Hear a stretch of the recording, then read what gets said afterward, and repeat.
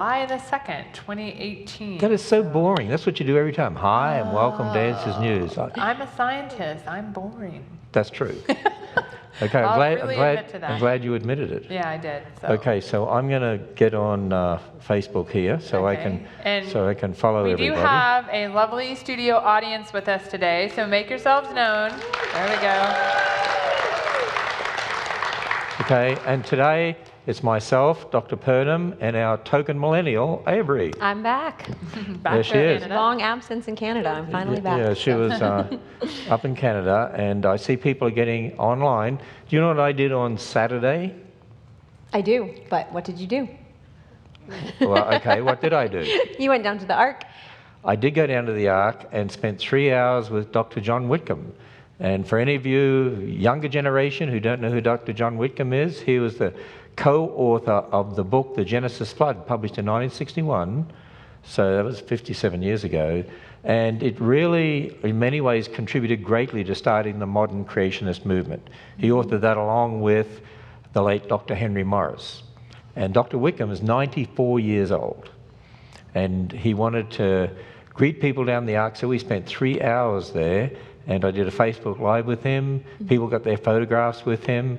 There's one of our families, 3 of our grandkids there, getting their photograph with Dr. John Whitcomb, and he autographed a book for them. And of course, their grandfather had to get a picture with them as well there too. He is a really, sweet, humble man. I met him several years ago, and he told me, he's like, well, go over to the table and pick out whatever book you want, and I'll sign it. And I'm like, oh, well, definitely the Genesis Flood, which was the book that, really started the modern creation movement. And so very iconic. He is a great man of the faith. And that greatly influenced Dr. Andrew Snelling, who's our geologist and in charge of our research division.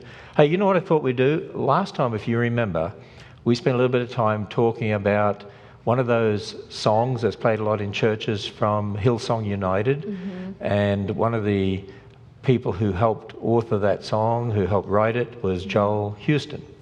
So Will I think is the name of the song. So Will I was the name, but yes.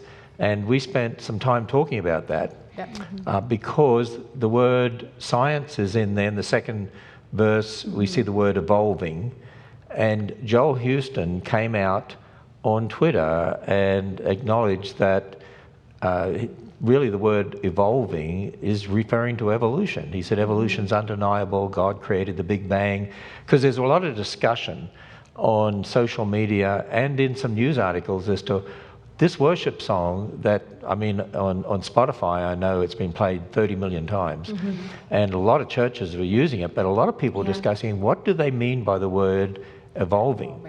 And so he came out and said that. Well, anyway, as a result of some other newspaper articles, independent of us, and we did a whole session on this on Answers News, independent of us, and we wrote an article about it too for our website, but other news articles were written about it and about the fact that Joel Houston acknowledged that he was using the word evolution in a particular way that really applied to evolution. The Big Bang. The Big Bang and so on.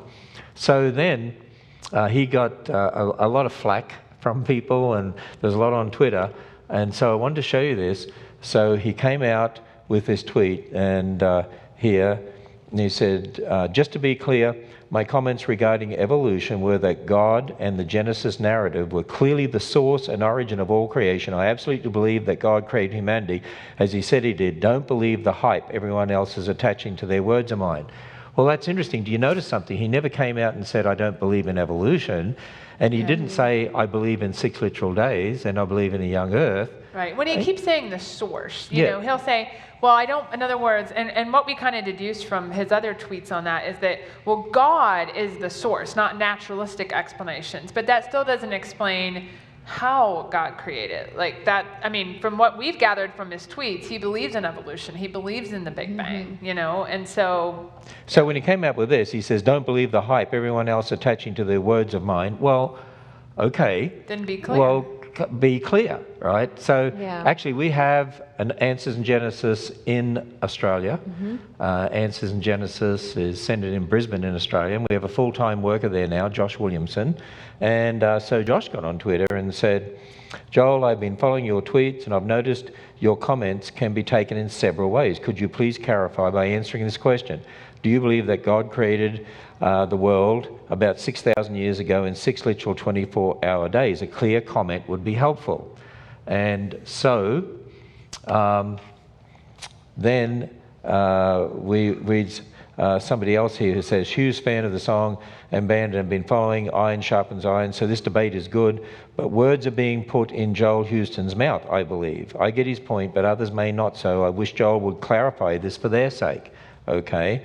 And so Josh Williamson says, a clarification would be extremely helpful. Many people seem to be confused, which I'm sure Joel never intended.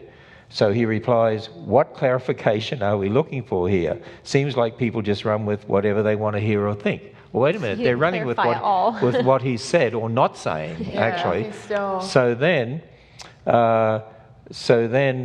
Josh Williamson asked, thanks for replying, Joel. If possible, could you please clarify if you believe the world created about 6,000 years ago in a space of 6 literal 24-hour days? So far he has not responded to that. And that's just really a yes or no answer. Last time Josh said the same thing. Joel's response was, again, to make it clear that he's not going to come out and say what he really believes, which he already did anyway. Right. This is a reminder of something. And it's really a challenge to all of us to be very discerning. I want to give you a few examples, and Georgia, maybe you could comment on this too. And that is, I've had people here at the Creation Museum who have come to me and said, I'm sure our pastor believes in 6 literal days and believes in Genesis. Really? Has he ever preached on it? Well, no, but I'm sure he would want to have you speak in the church. Why don't you go and ask specifically? Don't just get them to say they believe in creation. Don't just get them to say they believe in 6 days. Because I know what they mean by 6 days a lot of times is, oh yeah, but the days represent millions of years, but we believe God created in 6 days. And when they say God created, they really mean evolved, but they use the word created. Right. And some of the times these people have gone back and asked their pastor specific questions and then come back to me and said, we were shocked. We didn't realize you didn't believe in a literal Genesis. You know, it's like some of these Christian colleges these days. To get your kids in, they'll tell you, oh yes, we believe in Genesis, we believe in creation, we believe in the flood and so on. But if you go there and ask, you got to ask really specific questions. I mean, for the flood. 6 day, don't just say, and I would suggest not just talking to admissions officers either. I would talk to the head of the religion department or the head of the science department and say, because you don't want just the what their standard answer is. You don't want their standard PR answer. Right, PR answer. Right, you want the actual answer. Do you teach that God created in 6 little 24-hour days approximately 6,000 years ago and that the flood covered the entire earth? I mean, you've got to be really specific because they will attach, it's what we call double speak. They'll attach different meanings to those words otherwise if you are not specific enough. I mean, if you say, do you believe in a worldwide flood? There'll be those who'll say, oh yes, we teach that here at the college, a worldwide flood. But you'll find they believe in a local flood.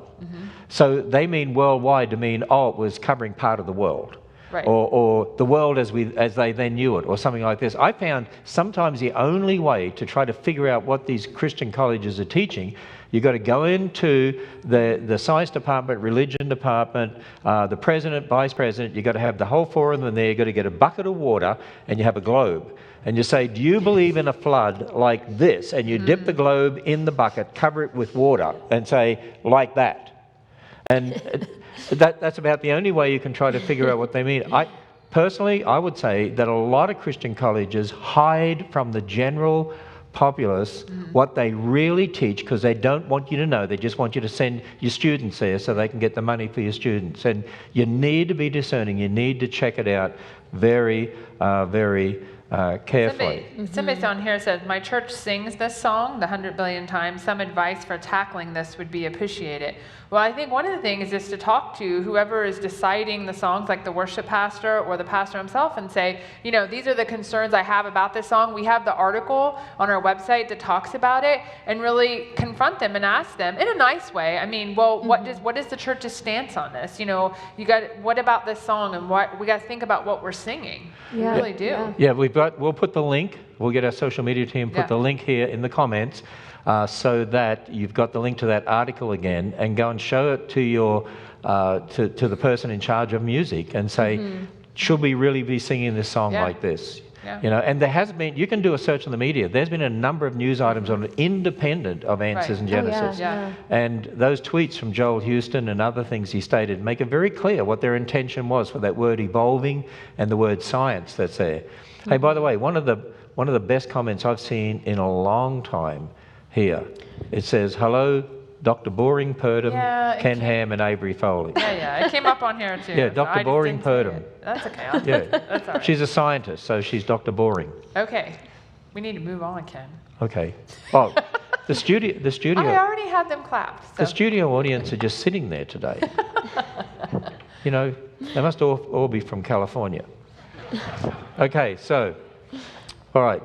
Are we ready? Are we ready? Oh, yes. Yeah, you're showing a picture of the ark. Okay, there we go. Well, let's talk about the ark. Okay, let's go on. Right. Supreme Court won't take up case of florists to refuse service for same-sex couples. So this is about Baronella Stutzman, who was a florist who would not basically serve a same-sex wedding.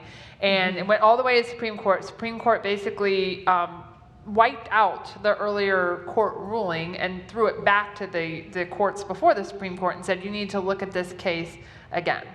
So basically they're not going to make a decision. In light of their ruling on the Jack Phillips case. Well, here's the problem, is we were talking about it last time we did Answers News too.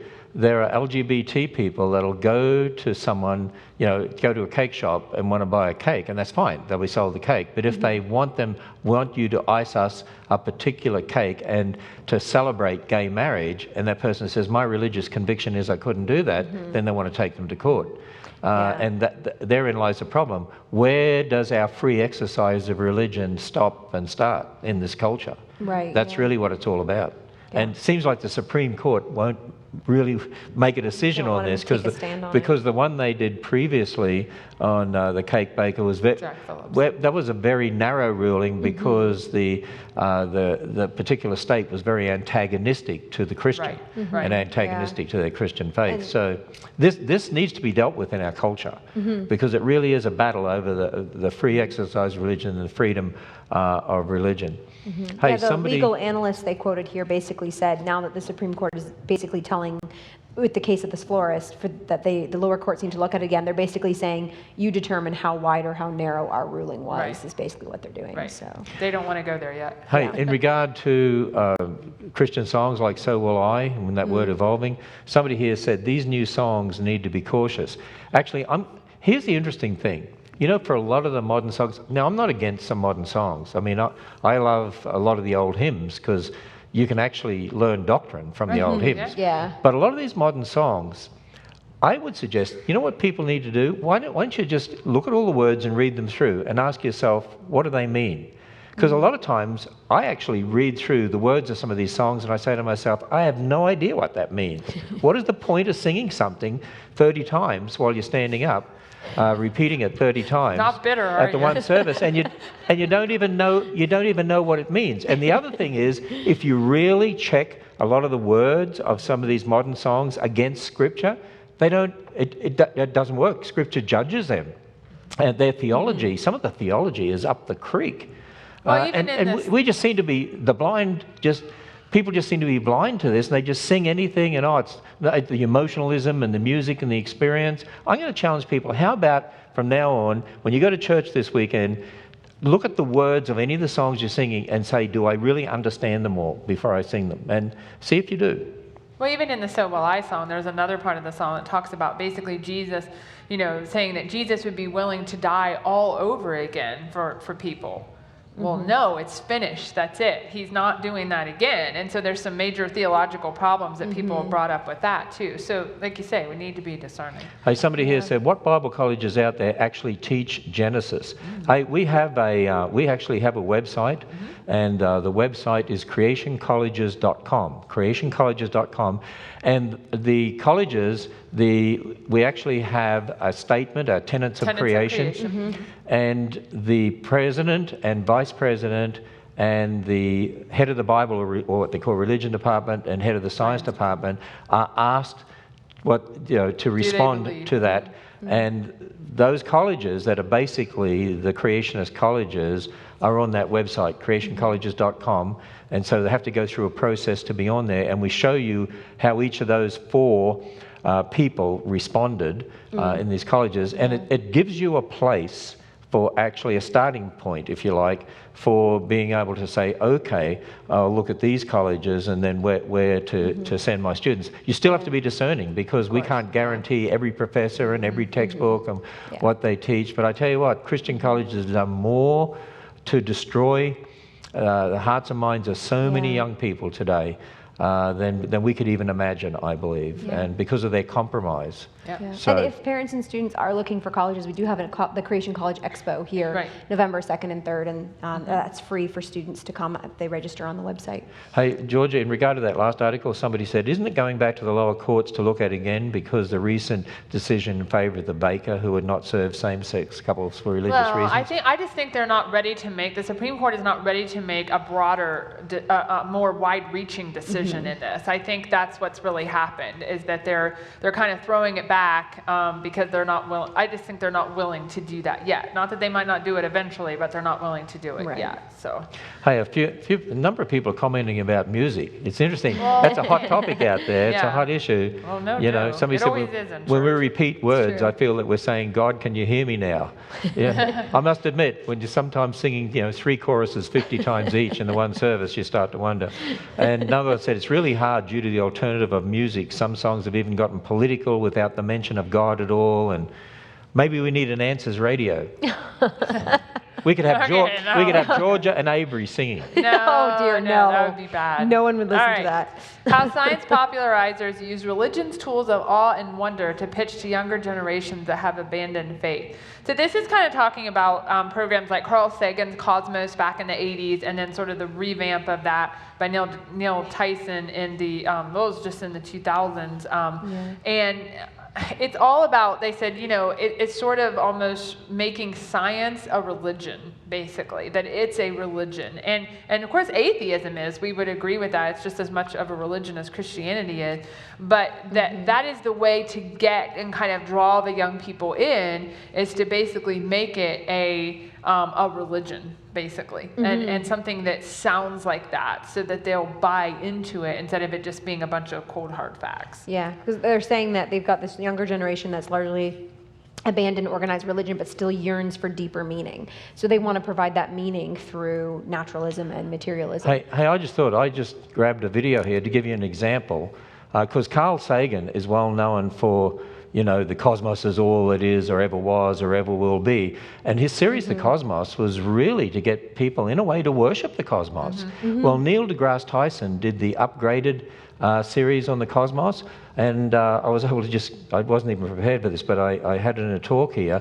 Let me play just a section from that. So this is the new Cosmos series. Keep in mind, there's even a curriculum written to go with this to be shown in public schools, used in public school science classes. You know how they say, oh, you're not allowed to have religion in the public schools? Well, see what this is. Our ancestors worshipped the sun. They were far from foolish. It makes good sense to revere the sun and stars because we are their children. The silicon in the rocks, the oxygen in the air, the carbon in our DNA, the iron in our skyscrapers, the silver in our jewelry were all made in stars billions of years ago. Our planet, our society, and we ourselves are stardust. Wow. I almost don't you want to worship the stars now? Yeah. Well, that's what he's doing. You're worshiping something. You are stardust. Yeah. That gives meaning and purpose to my life. You know what? Yeah. That that is shown in public schools in the science classes, and it's really nothing more than getting them to worship the sun. Yeah. It's a pagan religion. See, it's not religion. Replacing one with the other. Right. They didn't throw religion out of the public school classroom. They threw out Christianity and replaced it with a different religion. And this article is all about the fact that that's really what's going on. If we're really honest about it, that's what's happening. And they even talked about the debate that you had with Bill Nye, the quote-unquote science guy, here at the museum. And they try to set it up as, oh, this was science versus religion. That Bill Nye was presenting science and Ken was presenting religion. But that's not what it was. It was, who is our faith in? Is it in God and his word, or is it in man's ideas about the past? That's what it really was a debate of. It was a debate of worldviews more than it was a debate about evidence. Well, when Bill Nye was asked the question, where did matter come from? He said, I don't know. It's a mystery. He doesn't know where matter came from. But what does he believe? That everything happened by natural processes. So he has a faith. Yeah. It's a blind faith, but it's a faith. And it's an anti-God faith. Right. So he has a religion. So really, Bill Nye and I were here debating about two religions, one from the Bible and one from man's word. That's what it was. It's the same battle that goes back to the Garden of Eden. It is. It is, yeah. Did you hear that rumbling before? I did. I think we're in for another thunderstorm. I think we are, yeah. So we need an ark. We should be down the ark. We're in the Creation Museum.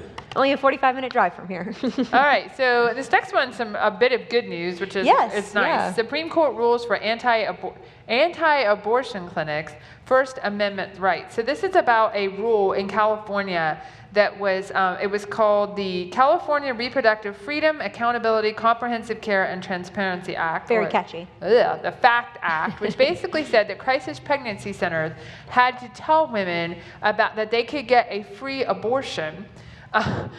Which totally goes against what they are trying to basically promote. Forcing them to advertise for free or low-cost abortions. For Planned Parenthood, yeah. Can you imagine, what would happen if they passed a rule and said, all of the abortion clinics need to make sure they tell them about God's word, and that what's in their womb is made in the image of God, needs to give them that information as well. They wouldn't do that, would they? No. Or if they were like a rule that they had to tell them about a pro-life clinic that would help them and provide resources and things, that they would never let a law like that. It's a total double standard. Yeah, they just well, it's just like universities today. There are some universities that are saying if you want to have a Christian group on campus, you've got to open it to everyone, which they do, but not just to open it, but your leadership has to be open to it. And if an atheist wants to be the leader, you have to let them. You know, I mean, it's ridiculous. And it's really, again, this anti-Christian emphasis. You know what? To me, this is typically the media. The headline, Supreme Court rules for anti-abortion clinics. If you want to use the word anti, it should be anti-murder clinics, right? And actually, they're pro-life because they're on about life, and they're anti-murder. And they hide the word murder using what? Healthcare, reproductive healthcare. Reproductive care here in the article. And when they say reproductive healthcare, they really mean we want you to have the opportunity to murder your baby in the womb.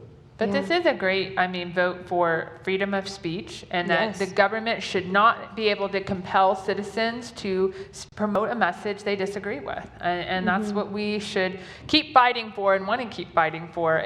We have to keep fighting for to retain our rights. Well, it comes down to that freedom again. Right. You know, they weren't trying to restrict the abortion clinics, but they're trying to restrict those that are pro-life clinics. That's what they're trying. They're trying to restrict a Christian message when it really comes down to it. By the way, lightning was detected 5 miles away. How about that? I just got my notification on my phone. Okay, you ready for the next one? All right, race is not a genomic phenomenon. So this article is basically centering around a couple of editorials that were written in the New York Times by David Reich, who's a professor of human genetics at Harvard University. And basically what he said is that race is real, that there are different human races because there are variations in the DNA that would then indicate that these are distinct, so to speak, human populations, thus distinct human races. And so this article is basically going up against that and saying, no, it really has more to do with ancestry, not different races. Well, when the Human Genome Project mapped the human genome in the year 2000, they released to the media and said, we found there's only one race. Right. And of course, biologically, if we're all descendants of Adam and Eve, there is only one race. This person is trying to claim what differences that you see in DNA because of races. Isn't he really taking the idea of races and trying to impose it on this data? And instead of understanding what the data is showing is there's just tremendous variation within the humankind. Correct? Yeah.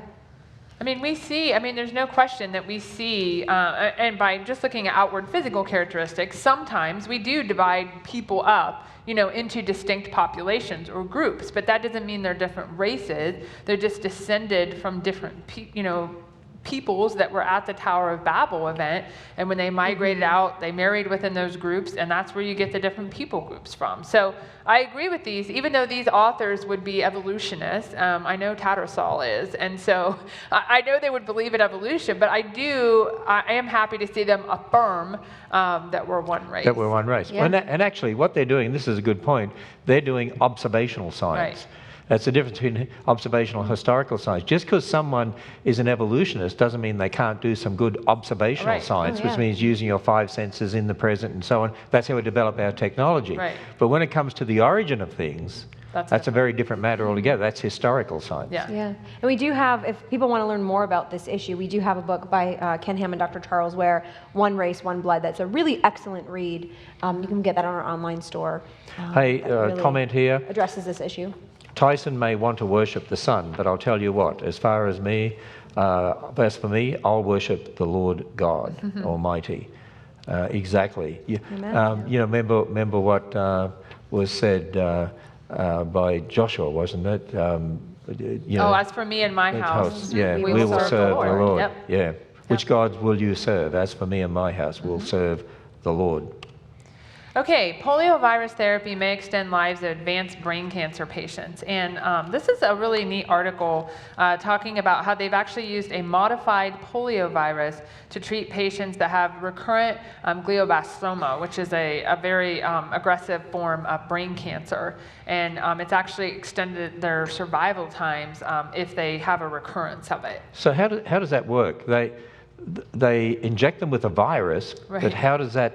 Right, they won't get polio from it. So even though it sounds like it is the polio virus, but it's a modified version of it. So they won't get polio.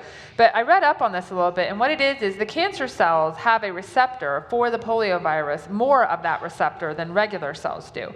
So the polio virus gets in, and the body, and so then the cells are virally infected cells. So they're sending out messages to the immune system, hey, there's an infection. So what does the immune system do? It kills those cells. So it's like basically tagging the cancer cells so the immune system knows what to kill and attack. So in other Really words, as I understand it, chemotherapy, which is like putting poisons in your body to destroy the cancer cells, this way they're actually getting the body itself to deal with those cells. Exactly. Imagine if they could find what viruses will attach to which particular cells and so on, and who knows, down the road that could become a major treatment for cancer, couldn't it? And it's a really good case of good observational science, of using all these tools that God has given us in the world that we have today and trying to fight against the fall.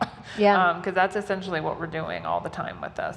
That's true, and the older you get, the more you have to fight against the fall. Amen. Isn't that right? Yeah, some of the You're people... fighting more than the rest of us. Well, that's okay, all right. I don't know, we might be tied with the pregnancy. Did you know We might be tied. Do you realize that Dr. David Menton, he's one of our speakers, he turned 80. 80. So we had a birthday party for him today. That's awesome. And I said, do we say happy birthday or happy aging or whatever? And he quoted that scripture, 70 and perhaps 80, the Bible says, and I said, so 80's the limit? So you're already on 1 day of borrowed time. He was very encouraged. I'm sure he was. A new supervolcano is brewing under Massachusetts, Vermont, and New Hampshire. So if anyone here is from the New England area, just so you know. You need to get out. You need to sell now. There's a huge mass of molten rock creeping upward beneath the nation's northeastern states. So... But what I found interesting about this article was it says this is a relatively recent event. Sure it is, because it's only, everything moved around and changed as a result of the flood. So this has only been happening for a few thousand years. And see, that brings up a whole other question that we even talk about in some of the articles. How come the planets like Earth or other planets that are supposedly billions of years old, how come they still have heat? How come there is so much heat? Yeah. Right, yeah. Exactly. Yeah, you wouldn't expect that if they were You wouldn't expect that they're that old. But you know what I was thinking? By the way, if you do live in those places, if you live in Vermont, New Hampshire, Massachusetts, from an evolutionist perspective, they say it's going to be millions of years before it actually explodes. Right. So you're probably safe. most of you here will be Probably okay. okay. Okay. So, but Don't move quite But yet. the thing I thought of was, hey, you think about this. You're worried about living in Vermont, Massachusetts, New Hampshire, over there in the east, right? Because there's this big volcano that's going to blow it all up. And in California, they talk about the great earthquake. California's going to slide into the ocean. got And then the one day big volcano under Yellowstone. Yellowstone's going to blow up. The only place left in America to move to is Kentucky. So you may as well come here and work at the Creation Museum and the Yes. Ark Encounter. Live here in Kentucky. This will be the Christian place in America. Everybody But can move I here. think they're basing all of this based on current processes and how things are really slow right now. Well, true, but in the past they were really fast when we had a catastrophe like the flood. So that's what leads to their. Hey, somebody here said, "Happy birthday, Dr. Minton. We've been to his presentation, The Hearing Ear and the Seeing Eye." Actually, Oh, that's his amazing. presentations on human anatomy are absolutely astounding. I've never heard Yeah. anything like them anywhere in the world, and his Yeah. knowledge is incredible. And he's a creationist, Yep. Yeah. and he knows the human body, and he just shows how beautifully designed it is. Yeah, he taught anatomy for what, like 30 years or something? Oh, really yeah, long a time. long time. All right, bacteria have even evolved to live in the venom glands of snakes. So now they've not evolved, okay? They're still bacteria. They've just adapted to living in these snake glands. And I, as I read about this, I thought, well, it just shows you again, bacteria can live anywhere. Yeah. And there may be some good relationship there why they're living there. I mean, not just because the snake venom glands are open and they can get in, but they may be providing actually something for the bacteria or for the snake that we don't even know about. It at wasn't this just point. snakes too, it was also spiders and scorpions as well. Yeah. And they said that depending on the species of snake or the species of scorpion or whatever, the bacteria are actually different depending on which species. Well, there's they inhabit, bacteria which that is live in very our cool. stomachs, in the acid of our stomachs. Yep. Causes ulcers. And yeah, what is the one? H. pylori, H. Helicobacter pylori. pylori. And actually, H. pylori can cause stomach ulcers, but it lives in the acid of our stomach.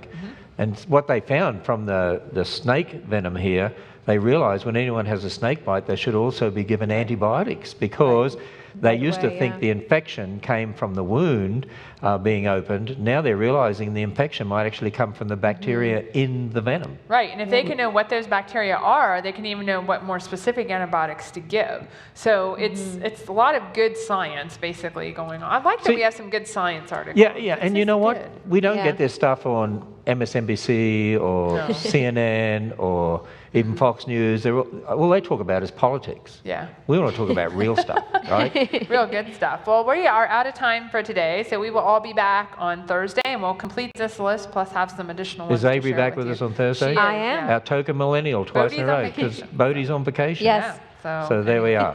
All right, so we'll see you back on Thursday.